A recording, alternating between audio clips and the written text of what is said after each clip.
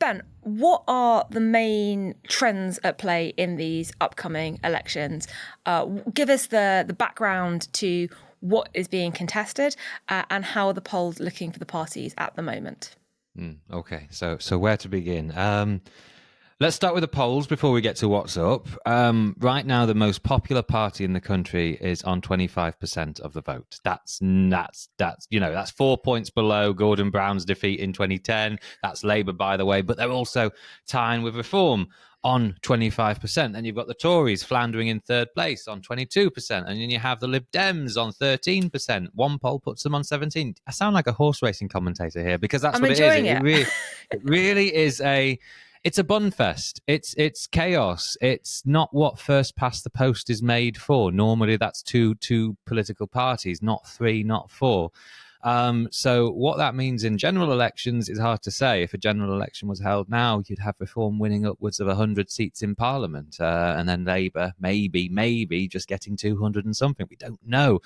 Which brings us to the local elections on the 1st of May. First off, we need to know the local elections up. This is a pretty small number, only 1,000 and something, 1,500, I think. Last year it was 2.6k. The year before that was 6k. You know, this is a pretty low-level series of contests, and a lot of them are for councils that might not even exist in 5 years' time. A lot of them are, because the government's desperate for unitarisation, one tier of local government as opposed to two in some areas. These county councils are basically having, I suppose, a last hurrah in elections, and that's what they are. County councils, Shire England. If you look at it on a map, you'd think most of England's having an election. No, it's not. It's just rural England that's up. And so really, they lean quite heavily Tory. Last time these were was 2021, in the aftermath of that COVID bounce for Boris Johnson. The vaccine was just being put out. People were desperate to return to normalcy. And you know what Johnson's like. He was very easy to try and own the issue, and he had a polling lead as a result. He was those local elections were very, very good for the Tories. Yeah, I've looked at the numbers for that, and they're really astounding because we talk a lot about 2021 being a good year for local elections for the Tories. I think they were the best year of local elections for any party ever, and the Conservatives won nearly 2/3 of all council seats up that year. That's not normal, is it? For those county councils, it's look, they lean very Tory. For it to be 2/3 of the seats Tory, I would say, yeah, that's very good for them. I don't know if it's exceptional, but it is very good, which makes this year probably a bad year for the Tories. Look, they now have a party on the right competing with their votes, and in a great many of the areas you've got Lincolnshire, which I suppose we'll talk about soon, and then you have Kent, and then you have parts of Nottinghamshire, Derbyshire, Staffordshire, all these places that the Tories are often in pole position for against Labour, who might be spoiled by Reform. But then again, you've got to bear in mind, Reform are just not eating into Tory votes, they're also eating into Labour votes or prospective Labour votes. So though these local elections will be very, very Tory based, in that the Tories are defending the vast majority of the seats up, you've also got to bear in mind there are two big beast authorities run by Labour that are also up for grabs. And I tell you this, Labour cannot be complacent at all. You've got Durham, where if a general election was held now, my modelling finds Reform would win the vast majority of the wards up there. But that's if a general election was held. In a general election, Reform would probably sweep those seats, but these are local elections. You've got independents, you've got localist groups. We don't know how that's going to spoil things for Reform, but Labour could be in trouble there. And in Doncaster, Ed Miliband's own backyard, again, a seat that once upon a time voted in an English Democrat mayor. And then that faded, that failed, and maybe now it's Reform's time to shine there. We don't know yet. I know that Doncaster is one of the target areas for Reform, certainly. The other one is Lincolnshire, the new Lincolnshire mayoralty. And I was up there last week to go and have a look at what is going on in that new mayoralty seat. It's a very conservative area. It is one of the most heavily Leave voting areas in 2016. And the reason I think it's interesting is because Reform are putting up as their candidate for mayor Andrea Jenkins, former Conservative minister, big backer of Boris Johnson, who lost her seat in July and defected to reform. The Conservatives are putting up a local Lincolnshire council leader as their candidate. So it's kind of national versus local reform Tory messaging at play in this new mayoralty. Looking at like your figures for sort of where are key reform areas, am I right in thinking that's a good one to watch? Or did I waste my time going all the way up to Lincolnshire? Oh, you'd never waste your time going up to Lincolnshire. Was it worth you going? Yes, of course it is. Look, Boston voted in a Reform MP. Let's not forget that. And yes, it is a point of strength for Reform. They could win it. Let's not forget as well, once upon a time, these mayoral roles, those police and crime commissioners as well, they were all elected with a different voting system, weren't they? It was like you do your first vote and you have a second vote because you always needed to have a majority of votes cast. Like the old London mayor. Exactly. And then what happened? The Tories got rid of it, didn't they? And they got rid of it for every mayoralty going. And this might be their undoing in Lincolnshire, because here's the thing. Reform can't get 50% of the vote plus one in Lincolnshire because they have their strength in Boston, where you went, Skegness as well. South of that, you've got Spalding, if I'm pronouncing that correctly. Please tell me otherwise, which is South-on-Deeping. It's the most Brexity borough in the country. Then up north, you've got Cleethorpes, Grimsby, Scunny, and North. Look at it basically on a map. North Lincolnshire, very reform friendly. Boston and Skegness, very reform friendly. And then you've got the Lindsays, the East Lindsay, West Lindsay. You've got Lincoln. You've got, is it Kesteven? I don't know. Grantham, basically. And these aren't reform friendly. Put bluntly, Grantham is where Margaret Thatcher was born and raised. Yeah. But if I may be a little bit crude, they're too posh for Reform. Right. If you look at the demographic appeal of Reform, it's a lot less affluent than these areas. So I'd bet with you now, Reform will get between 30 and 40% of the vote in Lincolnshire. But whether that's enough to win and to come ahead of the Tories, don't yet know. It's going to be very tight there. And you're going to probably have a lot of Labour voters, probably in places like Grantham and Lincoln, who'll be thinking, do I want a Reform mayor? Or will I stomach a Tory one? Maybe there might be some tactical voting going on there. The other thing I found really interesting about the hustings, and also speaking to Andrea Jenkins, and I've got a report out for the new Statesman that will be online this weekend, is how I think Reform are sort of testing some of their national messaging in this race. So one of Andrea Jenkins' big pledges for the area is she wants a Lincolnshire Doge. That's a Department of Government Efficiency, a la Elon Musk, what he's doing in the US. And lots of the issues that we kind of bracket under the general culture war umbrella were brought up at the hustings, things like pride flags, things like DEI, which we talked about before, is a very Americanized culture wars kind of term, and also trying to turn net zero into a bit of a battlefront as well. Obviously, net zero very, very relevant as a policy in an area that both has the Scunthorpe Steelworks and is very agricultural farming community. So the issues of pylons and solar farms on agricultural land was a big issue as well. But it's also really prone to flooding. It's really flat, and there's coastal erosion, and so you've got all of these different elements of the climate crisis and net zero sort of at play there. And I really noticed how at the hustings, those kind of issues were being brought up by the candidates as kind of the key, particularly by Andrea Jenkins, as the key battleground ones to watch. And I wondered what you thought of that, because local elections are often about bins and potholes and, can we get a new bypass, or sort of very local issues. And that's why you have often a very strong showing of independent candidates or local independent parties.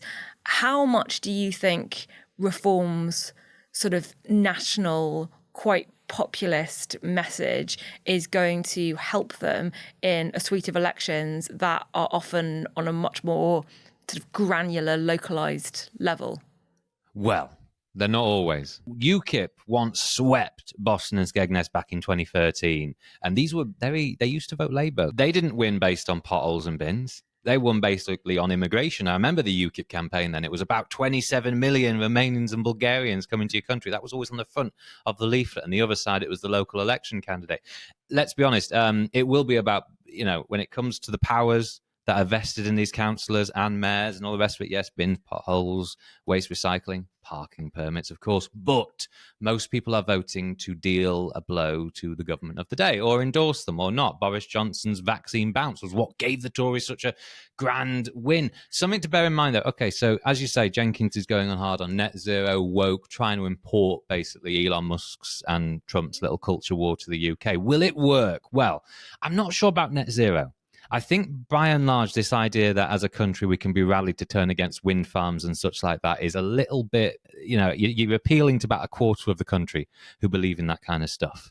Stuff such as inefficiency, political correctness gone mad, I suppose. That's a bit of a majority view, but most people don't come out to vote for that. It's often about the cost of living. The thing with reform here is it shouldn't get carried away about its passion projects. It should stick to the basics, which is, yes, cost of living crisis. That didn't end on the 4th of July 2024. That's still going on.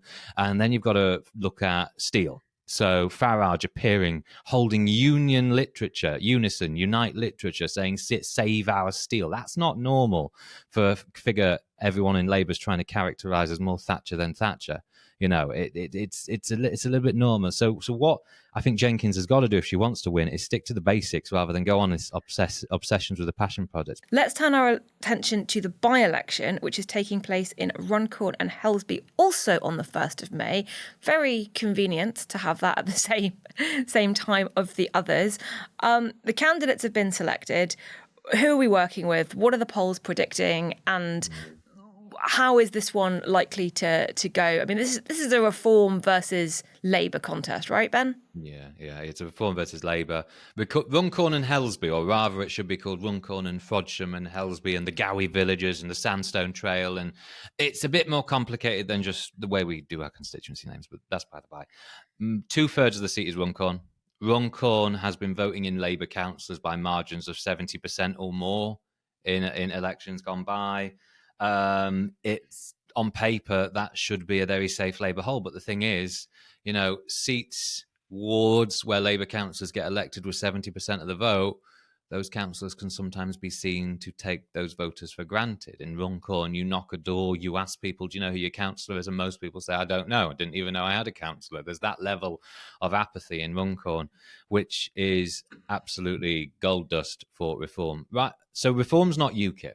Reform are doing a lot better than UKIP, both in the opinion polls, but also, it seems, on the ground. You're having council by-elections every week, where Reform's not winning them all, but they're winning in places UKIP never came close to winning. And that's staying with me because I'm wondering what on earth is happening there. So they recently won 2 by-elections in St Helens, just across the Mersey.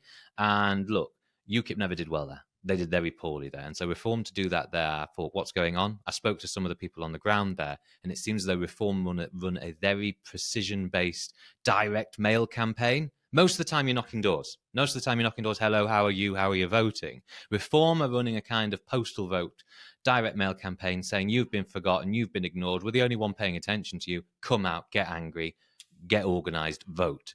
Right, and it seems to be working in certain parts of the country. Can it work in Runcorn? It's got quite a bit of a Scouse identity in Runcorn. And to be honest with you, in Liverpool, Reform did quite poorly relative to the rest of the country. So a bit of a tough ask there. Nevertheless, Britain Predicts, which I have to sell on every opportunity I get, was the most accurate at the general election, does say Labour and Reform, it's neck and neck. The last model update I gave was Labour 33%, Reform 30%. And then you had a Lord Ashcroft poll, which gave Reform a lead of 8 points. But then again, the sampling on that, and, credit to Lord Ashcroft and his team for doing it, but it was a bit of a poor job because they undersampled the non-Runcorn areas. Okay, and that's 1/3 of the seat. So I did some messing around. I changed around the model basically, and I found that poll would have put Reform ahead by 3 points. So you've got a model saying Labour ahead by 3 and a poll saying Reform are ahead by 3.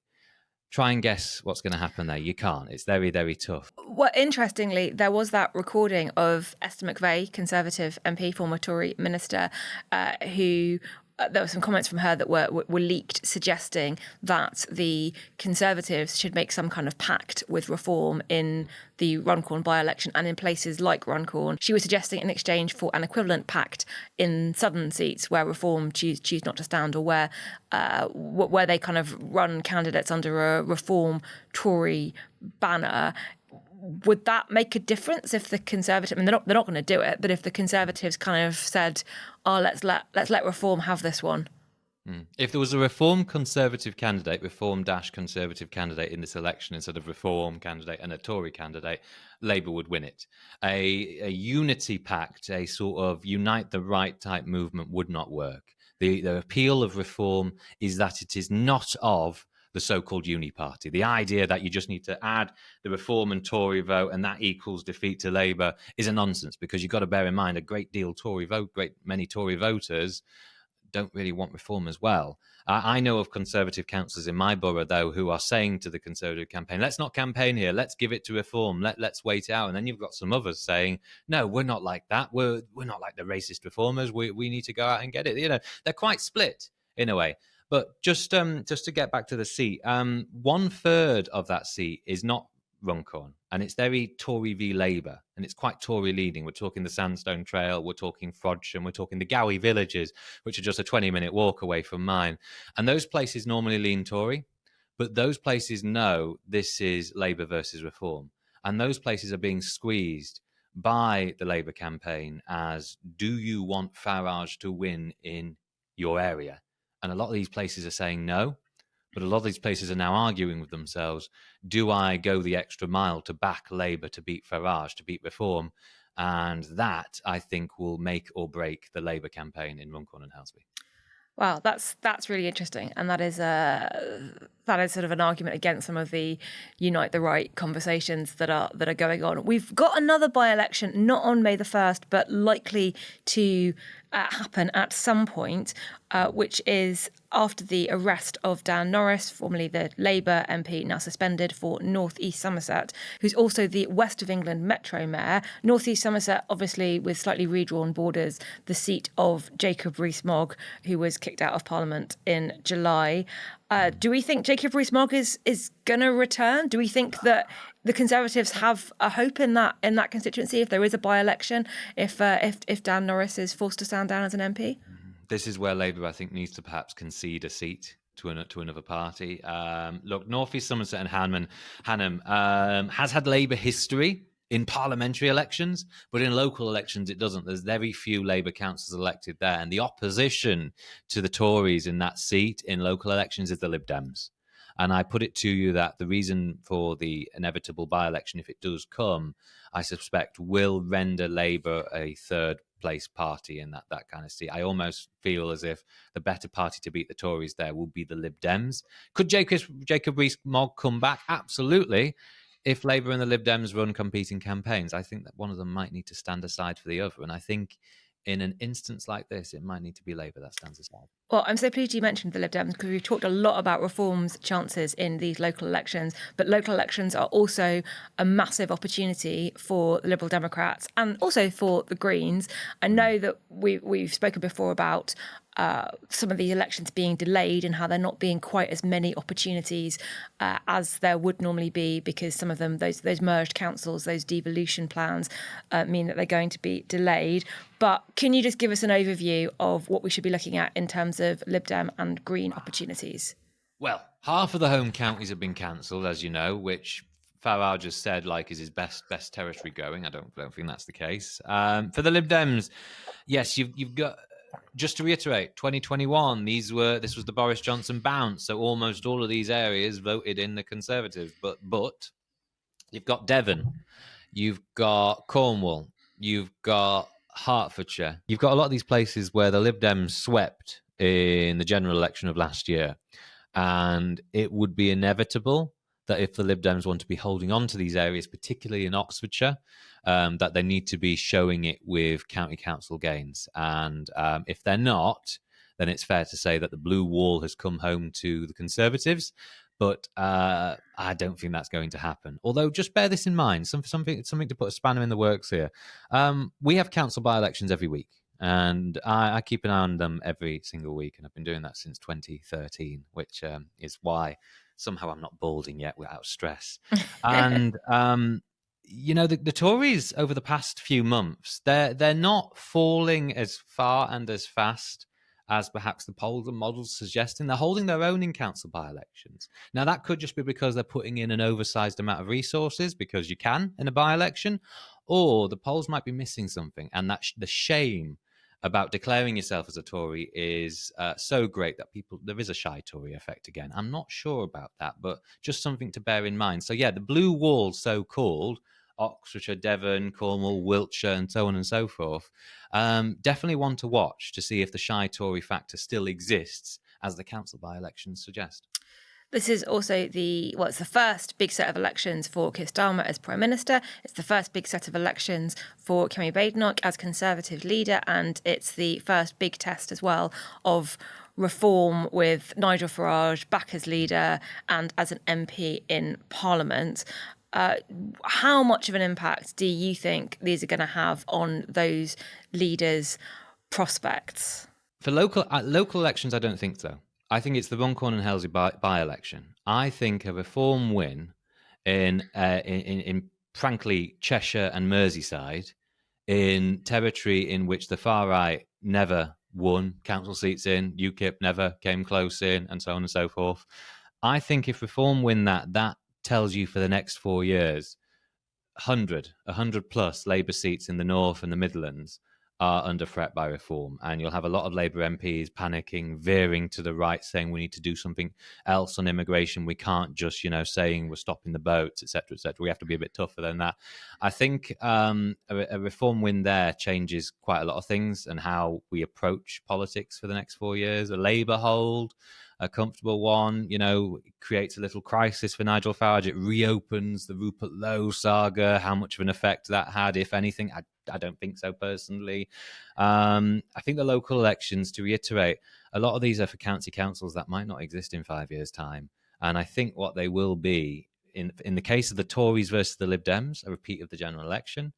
For Labour, there's not really much there to defend. Durham and Doncaster, yes, Labour should absolutely be worrying about that. But I think, that feeds into the same Runcorn issue. If Reform win there, Labour should be worried. Yes, this will define Runcorn, Durham and Doncaster will define the next 4 years, I think. Well, and the reason, one of the reasons that I wanted to go to Lincolnshire is I have been told by a couple of people in the Conservative Party that they're quite worried about the narrative if Reform are to win there, purely because of the candidate, of Andrea Jenkyns' personal history, that she was a prominent Conservative, that she defected.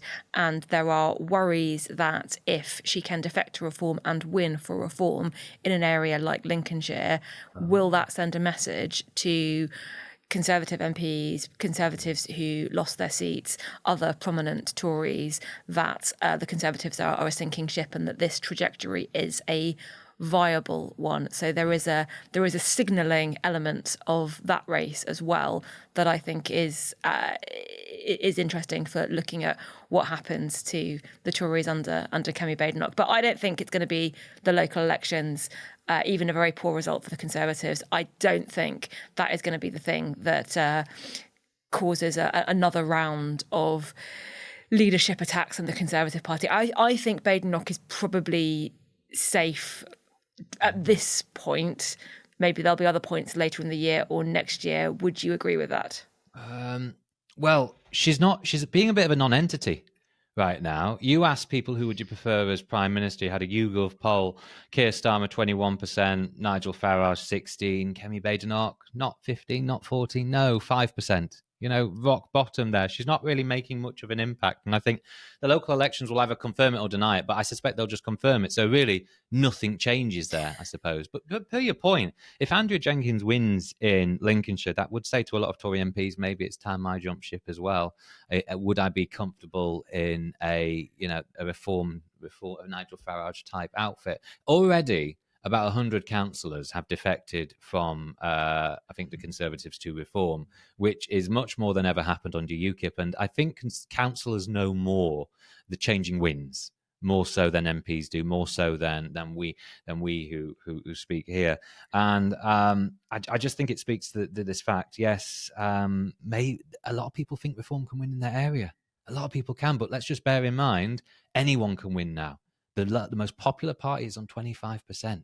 Anyone can win on that. This is it's a free for all, I suppose. And so you could, if you did a model now of who would win if a general election was held now, you would have Reform winning between 100 to 200 seats or 50 seats. The margins are that wide, and a model forecast is not helpful there.